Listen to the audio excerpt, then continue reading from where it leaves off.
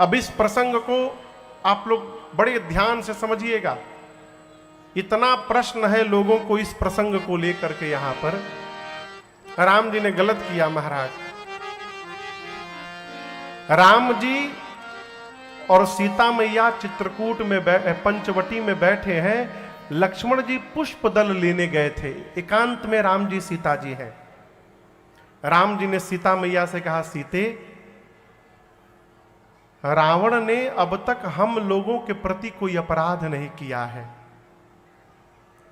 इसीलिए मैं रावण को मार नहीं पा रहा हूं। भाई जब तक अपराध नहीं करेगा कैसे मारूंगा? तो मैं चाहता हूं कि रावण कोई अपराध करे जिससे मुझे उसको मारने का कारण मिले। मां ने कहा, प्रभु क्या आज्ञा है?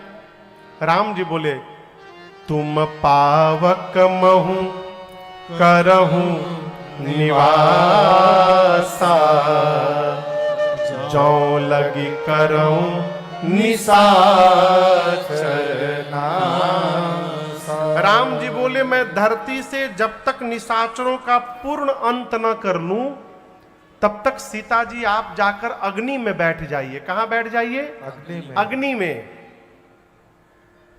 मां ने प्रभु की बात को सुना। प्रणाम करके सीता मैया राम जी के पास अपनी छाया रख दी और जाके सीता मैया अग्नि में बैठ गई।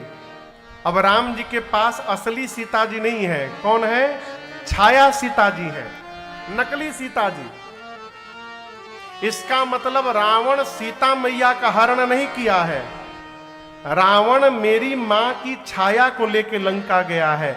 और इस रहस्य को राम जी और सीता जी को छोड़कर तीसरा कोई नहीं जानता। लक्ष्मण जी भी नहीं जानते।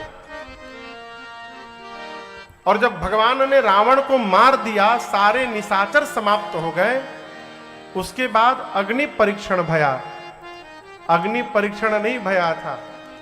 जो सीता जी अग्नि में बैठी थी उनको अग्नि से बाहर निकालना था। इसलिए राम जी ने झूठी रचना की।